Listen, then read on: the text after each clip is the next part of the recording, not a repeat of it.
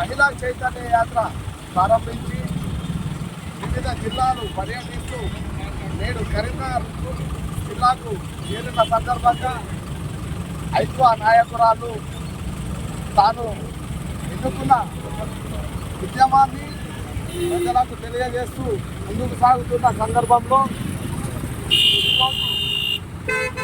కరీంనగర్ వారి ఉద్యమ స్ఫూర్తితో ముందుకు సాగుతున్న సందర్భంగా వారితో మాట్లాడడం జరిగింది.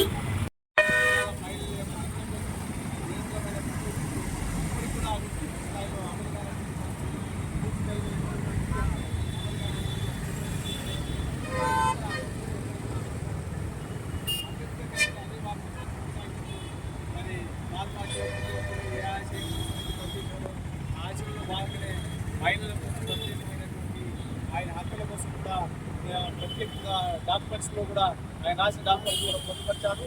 అందులో దళిత మహిళలు, మిగతా మహిళలు, అనేక శ్రామిక మహిళలు, అట్టడి వర్గాలకు సంబంధించినటువంటి ప్రజల కోసం వాటన్ని ప్రత్యేకంగా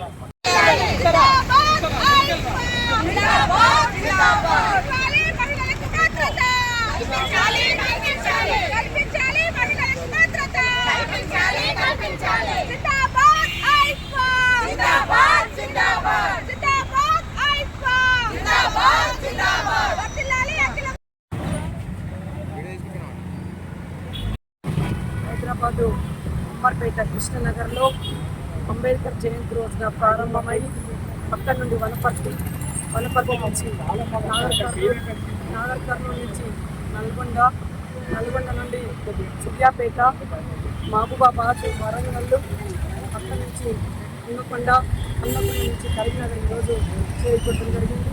ఈ యాత్రకి మహిళా సంఘాలు, ప్రజా సంఘాలు ఘనస్వాగతం తెలియజేయడం జరిగింది. ఈ యాత్ర యొక్క ప్రధాన ఉద్దేశం రాజ్యాంగ పరంగా, అట్లాగే మహిళా సంఘాలు, అఖిల భారత ప్రజాతంత్ర మహిళా సంఘం అనేక మహిళా విభాగాలు అనేక సంవత్సరాలు పోరాటాలు చేసి సాధించుకున్నటువంటి హక్కుల్ని అమలు చేయడంలో కేంద్ర ప్రభుత్వం విఫలమవుతుంది.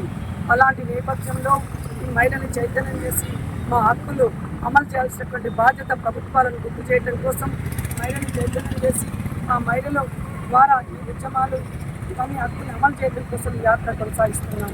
ప్రధానమైనటువంటి డిమాండ్స్ ఏంటంటే చట్టపరంగా, రాజ్యాంగపరంగా కొన్ని హక్కులు కల్పించినప్పటికీ స్త్రీ పురుషుల మధ్య అసమానతలు రోజు రోజుకు పెరిగిపోతూ ఉన్నాయి. పేదరికం పెరుగుతూ ఉంది, నిరుద్యోగం పెరుగుతూ ఉంది, మహిళపైన అత్యాచారాలు, లైంగిక వేధింపులు జరుగుతున్నటువంటి పరిస్థితి. అట్లాగే ఎందుకంటే హక్కు అన్నప్పుడు విద్య కావచ్చు, వైద్యం కావచ్చు, 33% రిజర్వేషన్లు కావచ్చు, ఇవి ఏటిని కూడా అమలు చేయట్లేదు. 33% రిజర్వేషన్ చట్టం తెచ్చింది, కానీ దాని అమలు మాత్రం కుల విభజన అంటే నియోజకవర్గాల పునర్విభజన తర్వాత అమలు చేస్తామని చెప్తా ఉన్నారు. మాకు నియోజకవర్గాల పునర్విభజనతో సంబంధం లేదు, దాని వెంటనే అమలు చేయాల్సినటువంటి బాధ్యత కేంద్ర ప్రభుత్వం పైన ఉంది. అట్లాగే విద్యకు కనీసం కొట్టారి కమిషన్ 10% కేటాయించాలని చెప్పింది, కానీ మన బడ్జెట్లో ఎంత కేటాయించినట్టే 2.05% విద్య కేటాయించింది. ఆరోగ్యానికి 2.05% కేటాయించింది. ఇంత తక్కువ కేటాయిస్తే విద్య ఇప్పటికే చాలామంది అంటే స్కూల్స్ మూతపడుతున్నాయి. దాదాపు దేశవ్యాప్తంగా 10,000 స్కూల్స్ మూతపడ్డాయి, మౌలిక వసతులు లేవు.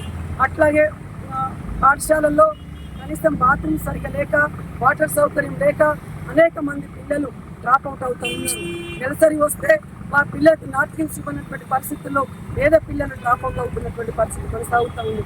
అట్లాగే వైద్యానికి సంబంధించింది, వైద్యం కేరళలో గ్రామానికి ఒక వైద్యశాలలు కేటాయించి మందులు ఇస్తున్నారు.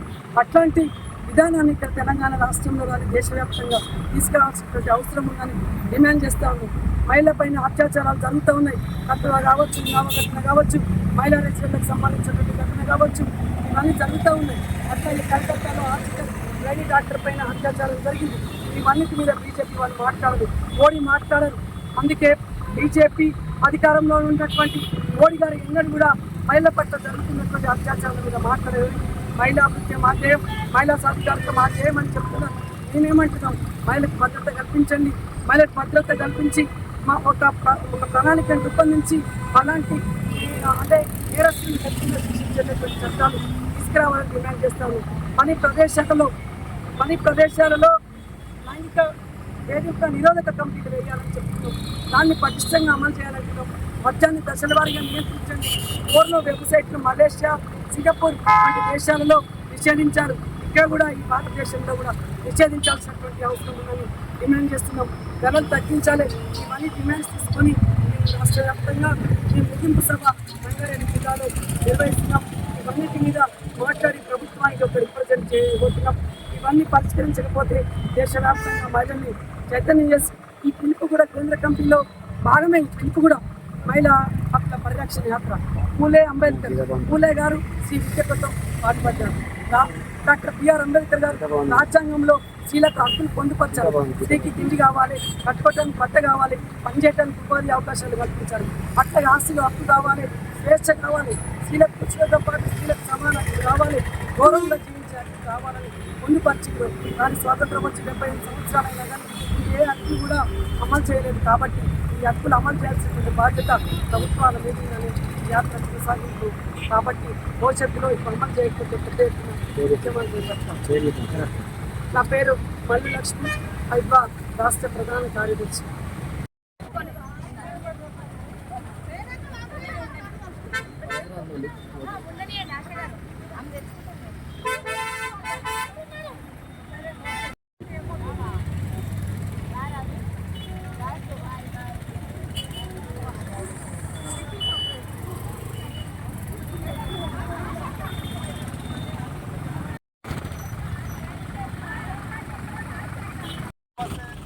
जादव जनगोपिका न्यूज़ करीमनगर।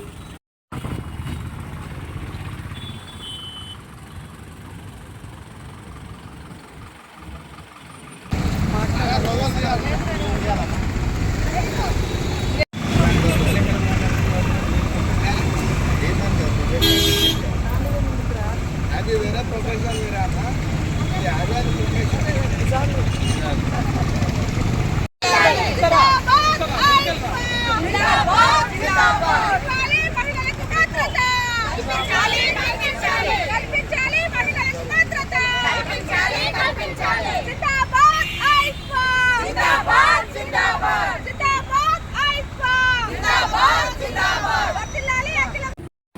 హైదరాబాదు ఉమ్మర్పేట కృష్ణనగర్లో అంబేద్కర్ జయంతి రోజున ప్రారంభమై అక్కడి నుండి వనపర్తి నుంచి నాగర్ కర్నూలు నుంచి నల్గొండ నుండి సూర్యాపేట, మహబూబాబాద్, వరంగల్, అక్కడి నుంచి హన్మకొండ నుంచి కరీంనగర్ ఈరోజు చేరుకోవడం జరిగింది.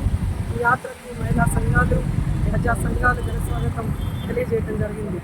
ఈ యాత్ర యొక్క ప్రధాన ఉద్దేశం రాజ్యాంగపరంగా, అట్లాగే మహిళా సంఘాలు, అఖిల భారత ప్రజాతంత్ర మహిళా సంఘం అనేక మహిళా విభాగాలు అనేక సంవత్సరాలు పోరాటాలు చేసి సాధించుకున్నటువంటి హక్కుల్ని అమలు చేయడంలో కేంద్ర ప్రభుత్వం విఫలమవుతుంది.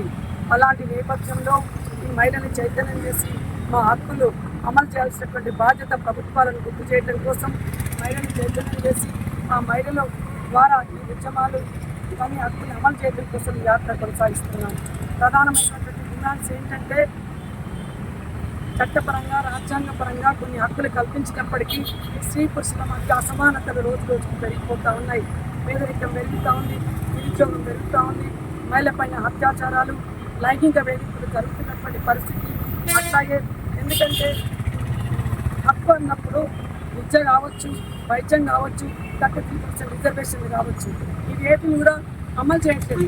33% రిజర్వేషన్ చట్టం తెచ్చింది, కానీ దాని అమలు మాత్రం కుల విభజన అంటే నియోజకవర్గాల పునర్విభజన తర్వాత అమలు చేస్తామని చెప్తా ఉన్నారు. మాకు నియోజకవర్గాల పునర్విభజనతో సంబంధం లేదు. దాన్ని వెంటనే అమలు చేయాల్సిన బాధ్యత కేంద్ర ప్రభుత్వం పైన ఉంది. అట్లాగే విద్యకు కనీసం కొఠారి కమిషన్ 10% కేటాయించాలని చెప్పింది. కానీ మన బడ్జెట్లో ఎంత కేటాయించిందంటే 2.05% విద్య కేటాయించింది. ఆరోగ్యానికి 2.05% కేటాయించింది. ఇంత తక్కువ కేటాయిస్తే విద్య ఇప్పటికే చాలామంది అంటే స్కూల్స్ మూతపడుతున్నాయి. దాదాపు దేశవ్యాప్తంగా 10,000 స్కూల్స్ మూతపడ్డాయి. మౌలిక వసతులు లేవు. అట్లాగే పాఠశాలల్లో కనీసం బాత్రూమ్ సరిగా లేక, వాటర్ సౌకర్యం లేక అనేక మంది పిల్లలు డ్రాప్ అవుట్ అవుతూ ఉన్నారు. నెలసరి వస్తే మా పిల్లలకు నాట్కిన్స్ ఇవ్వనటువంటి పరిస్థితుల్లో పేద పిల్లలు డ్రాపౌట్ అవుతున్నటువంటి పరిస్థితి కొనసాగుతూ ఉంది. అట్లాగే వైద్యానికి సంబంధించింది వైద్యం కేరళలో గ్రామానికి ఒక వైద్యశాలలు కేటాయించి మందులు ఇస్తున్నారు. అట్లాంటి విధానాన్ని ఇక్కడ తెలంగాణ రాష్ట్రంలో కానీ దేశవ్యాప్తంగా తీసుకురావాల్సినటువంటి అవసరం ఉందని డిమాండ్ చేస్తూ ఉన్నాం. మహిళపైన అత్యాచారాలు జరుగుతూ ఉన్నాయి. కత్తుల కావచ్చు, నామఘటన కావచ్చు, మహిళా రేచులకు సంబంధించినటువంటి ఘటన కావచ్చు, ఇవన్నీ జరుగుతూ ఉన్నాయి. అట్లాగే కలకత్తాలో హాస్పిటల్ లేడీ డాక్టర్ పైన అత్యాచారం జరిగింది. ఇవన్నిటి మీద బీజేపీ వాళ్ళు మాట్లాడరు, మోడీ మాట్లాడరు. అందుకే బీజేపీ అధికారంలో ఉన్నటువంటి మోడీ గారు ఎన్నడూ కూడా మహిళల పట్ల జరుగుతున్నటువంటి అత్యాచారాల మీద మాట్లాడేది. మహిళా అభివృద్ధి మాధ్యేయం, మహిళా సాధికారిక మాధ్యేయం అని చెప్తున్నాం. మేమేమంటున్నాం, మహిళలకు భద్రత కల్పించండి, మహిళలకు భద్రత కల్పించి ఒక ప్రణాళికను రూపొందించి అలాంటి అంటే నేరస్తులను ఖచ్చితంగా శిక్షించేటటువంటి చట్టాలు తీసుకురావాలని డిమాండ్ చేస్తాము. పని ప్రదేశాలలో లైంగిక వేదిక నిరోధక కమిటీలు వేయాలని చెప్తున్నాం. దాన్ని పటిష్టంగా అమలు చేయాలంటున్నాం. మద్యాన్ని దశల వారీగా నియంత్రించండి. పోర్నో వెబ్సైట్లు మలేషియా, సింగపూర్ వంటి దేశాలలో నిషేధించారు. ఇక్కడ కూడా ఈ భారతదేశంలో కూడా నిషేధించాల్సినటువంటి అవసరం ఉందని డిమాండ్ చేస్తున్నాం. ధరలు తగ్గించాలి. ఇవన్నీ డిమాండ్స్ తీసుకొని రాష్ట్ర వ్యాప్తంగా ఈ ముగింపు సభ రంగారెడ్డి జిల్లాలో నిర్వహిస్తున్నాం.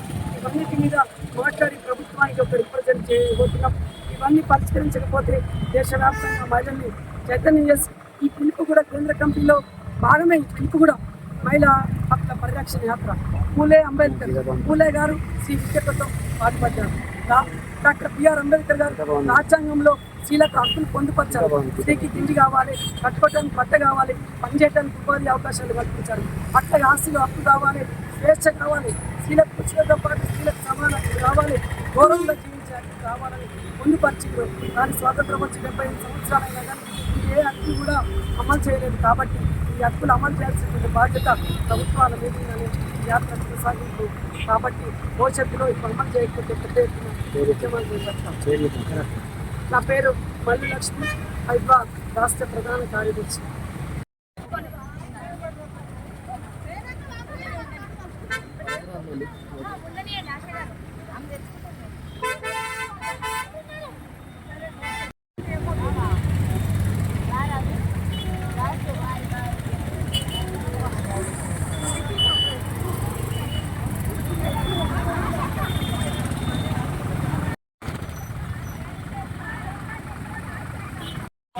నేను మీ జాదవ్ జనగోపిక న్యూస్ కరీంనగర్.